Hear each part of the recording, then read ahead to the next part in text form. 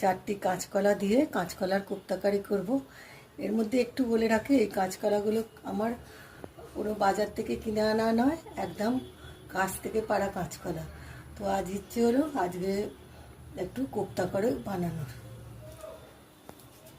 এর মধ্যে আমি প্রথমেই দিয়ে দিচ্ছি নুন,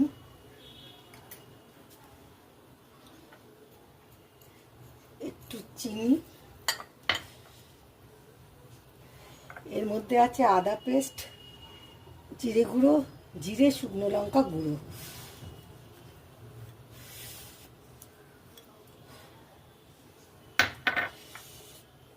এখানে আছে চানা বেসন, একটু ধনে পাতা কুচি দিয়ে দিচ্ছি, একটু নারকেল কুচি দিচ্ছি, আর একটু চীনাবাদাম কুচি দিচ্ছি।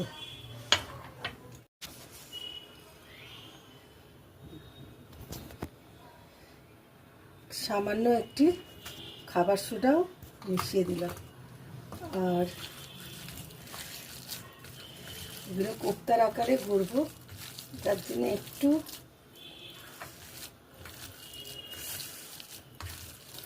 টাইট না হলে এটা টকটকে হলে জিনিসটা ভালো হবে না, যার জন্য বেসনটা পুরোটাই দিয়ে দেওয়ার প্রয়োজন আছে দেখছি।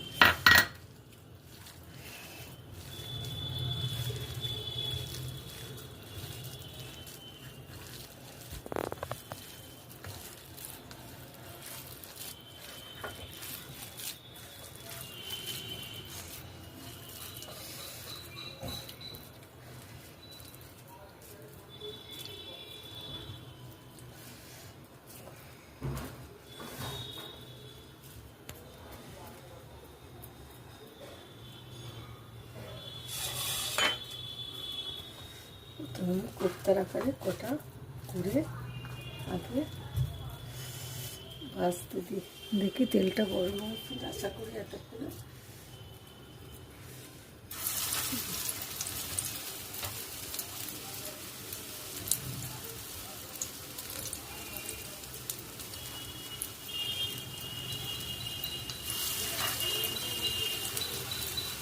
কাঁচকলার কোপ্তা নিরামিষ দিনে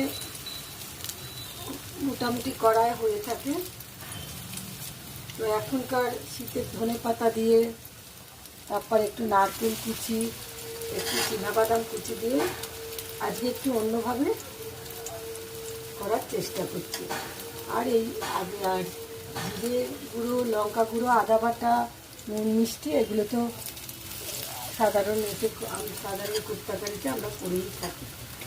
দেখা যাক আজকের কোপ্তা কেমন হয়।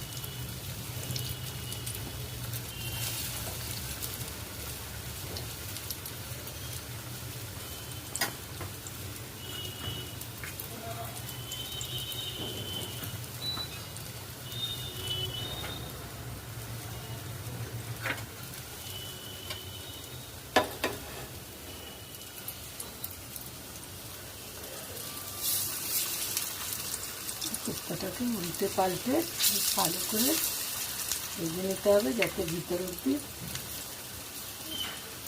ভাজা ভাজা হয়।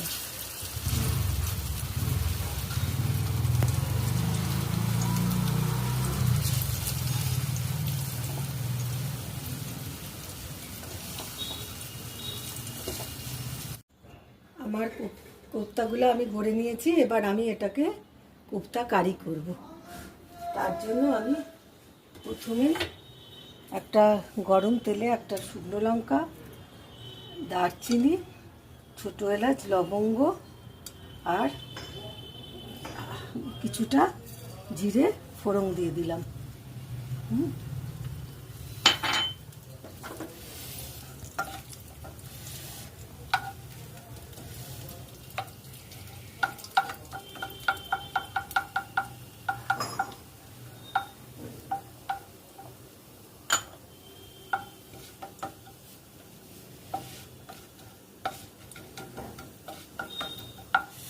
দুটো তেজপাতা ফোড়নে দিলাম। একটু নুন দিলাম যাতে না তেলটা ছিটকে।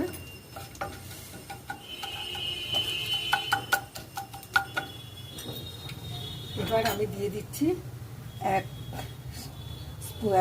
ছোটো চামচ আদা বাটা, জিরে গুঁড়ো, ধনে জিরে লঙ্কা গুঁড়ো 1 চামচ, আর হলুদ 1 চামচ, ছোটো চামচের 1 চামচ হলুদ গুঁড়ো, আর কাশ্মীরি মিরচা গুঁড়ো, আর ধনে জিরে তো বলেইছি, এগুলো দিয়েছি। এই মিশ্রণটা আমার মধ্যে, এর মধ্যে এই ইনগ্রিডিয়েন্টসগুলো রয়েছে। এইটা দিয়ে বেশ করে কষতে হবে। আর একটু নুন দিয়ে দিই, আর অল্প একটু চিনি দিয়ে দিই। হ্যাঁ,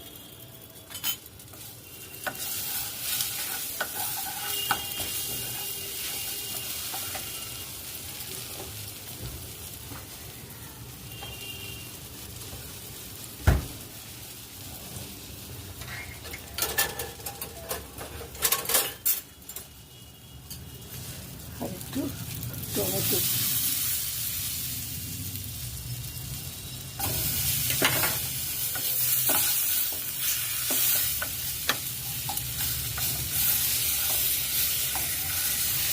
আমি পুরো কোপ্তাগুলো দেবো না, এখানে আমি কিছু কোপ্তা দেবো আর কিছু কোপ্তা ভাজার আকারে রেখে দেবো।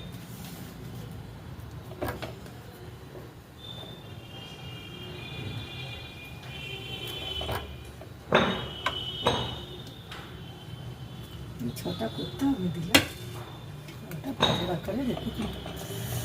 কোপ্তাগুলো ফুটতে থাকে।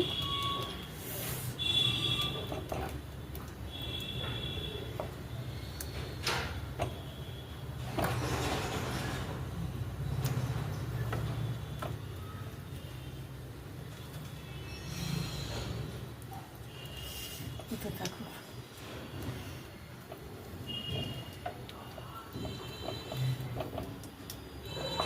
অনেকে কোপ্তায় অনেক সময় টমেটোর ভাত হলে দই ফেটিয়েও দেওয়া যায়, কিন্তু আমি দইটা অ্যাভয়েড করলাম। কারণ কি, টমেটোর একটা লাল রঙটা আসে, যেটা গ্রেভিটা দেখতে অনেক ভালো লাগে। ওটাগুলো মোটামুটি কোপ্তাগুলো ফুটতে শুরু করেছে। এবার আমি আর একটু চিনি এখানে দিয়ে দেবো, কারণ এটা আমি অল্প একটু নামা সামান্য, আর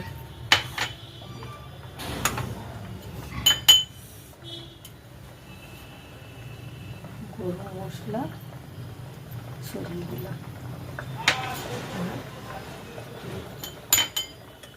ঘি দিয়ে দিলাম, করে আমি এবার আমি আমার রান্নাটা বন্ধ করলাম। কারণ যেহেতু বেসন আছে, এই ঝোলটা টেনে নেবে, ওই জন্য এই অবস্থা আমি বন্ধ করে দিলাম।